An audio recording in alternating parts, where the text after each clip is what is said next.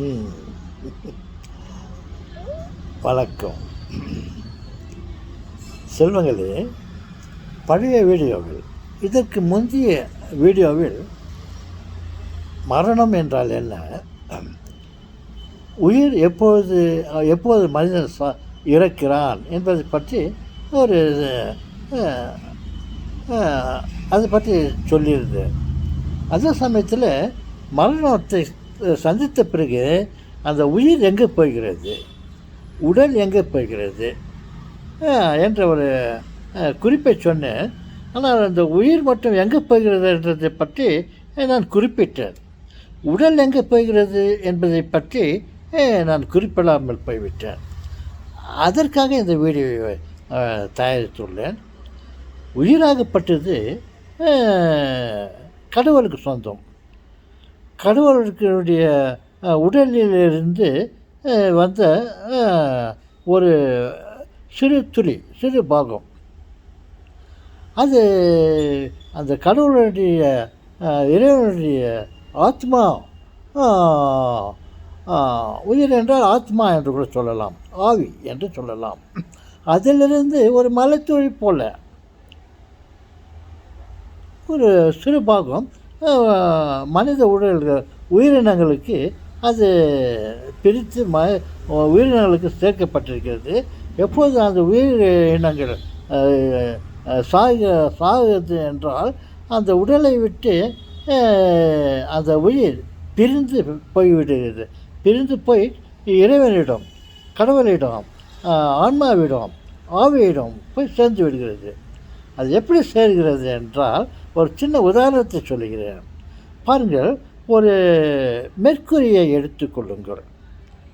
பாதரசம் பாதரசம் okay. ஒரு பெரிய அளவில் இருக்கும் பாதரசத்தை ஒரு டேபிள் மேலே வச்சுருக்கிறோம். வச்சுட்டு அந்த பாதரசத்தை அப்படி தட்டுனோம். அப்போ தூளாக அது பிரிந்து குண்டு குண்டாக பல குண்டுகள் வடிவத்தில் அது சிதறிவிடும். அதே போல தான் அது ஒரு சாலிடாக இருக்கிற உயிர் அதிலிருந்து ஒரு சிறு துளிகளாக உயிரினங்களுக்கு போய் சேர்ந்து விடுகிறது, உடலுக்கு போய் சேர்ந்து விடுகிறது.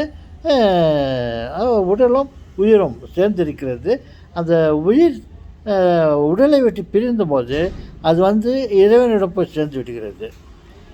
நான் இந்த பாதரசத்தை சொன்னேன் அல்லவா, ஒரு டேபிளின் மேல், ஒரு தரையின் மேல் ஒரு சிறிதளவு பாதரசத்தை வைத்துட்டு அதை தட்டுனாக்கா அது பீஸாக சிதறிது, குண்டு குண்டாக சிதறி போய்விடுகிறது.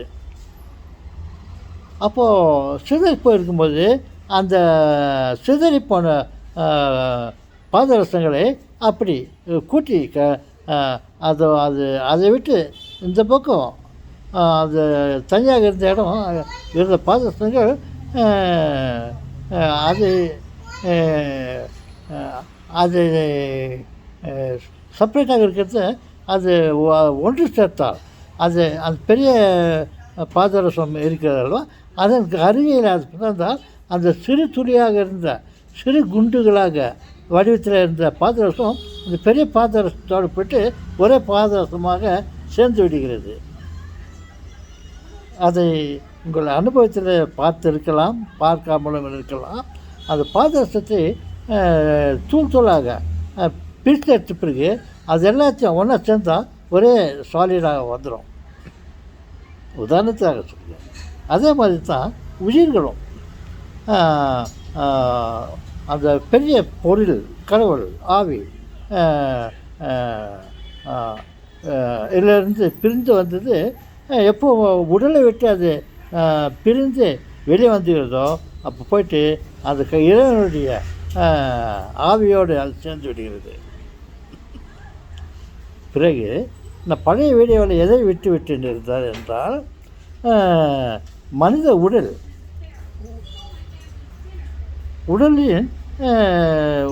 உயிர் பிரிந்த உடல் இருக்கிறது அல்லவா, அது அதை நாம் மண்ணுக்குள்ளே போட்டு விடுகிறோம்.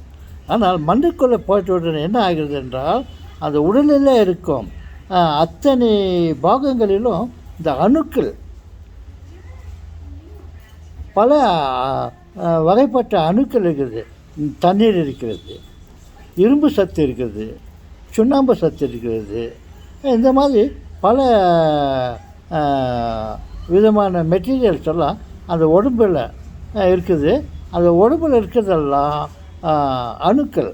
இந்த உடம்பை மனிதன் இறந்த பிறகு அந்த உடம்பில் இருக்கும் எல்லா பாகத்திலும் சிறு சிறிது அளவு அந்த இரும்போ சுண்ணாம்போ தண்ணியோ மற்ற இதெல்லாம் இருக்குல்ல, அதில் இருக்கிற அணுக்கள் எல்லாம் பிரிந்து மற்ற அணுக்களோடு போய் சேர்ந்து விடுகிறது. மனித உடல் அழிவதில்லை. மனிதன் இறந்த பிறகு உயிராகப்பட்டது இறைவனிடம் போய் சேர்ந்து விடுகிறது. அந்த உடலாகப்பட்டது பல அணுக்களோடு அணுக்களாக அது அணுக்களோடு சேர்ந்து விடுகிறது. மனித இனம் உயிரினங்கள் இறந்த பிறகு அது மனிதன் செத்து விட்டான், அது அப்படியே அழிவு போச்சு அப்படின்ட்டு நாம் நினைக்கிறோம் அல்லவா? அழிவதில்லை. எல்லாம் அந்தந்த அணுக்களோடு போய் சேர்ந்து விடுகிறது. This is also the second information for you. தாத்தா, you are telling part by part தாத்தா. எங்களுக்கு நல்லா புரிஞ்சிச்சு தாத்தா. மனுஷன் செத்த பிறகு அவருடைய உடல் நாசமாகிவிட்டது, அழுகி விடுகிறது என்று நாம் நினைத்து கொண்டிருந்தோம். ஆனால் நீங்கள் சொல்லுகிறீர்கள் அந்த உடலாகப்பட்டது அணுக்களோடு போய் சேர்ந்து விடுகிறது, உயிராகப்பட்டது ஆண்டவனிடம் போய் சேர்ந்து விடுகிறது என்று என்ன அழகாக சொன்னீங்க தாத்தா. நன்றி தாத்தா.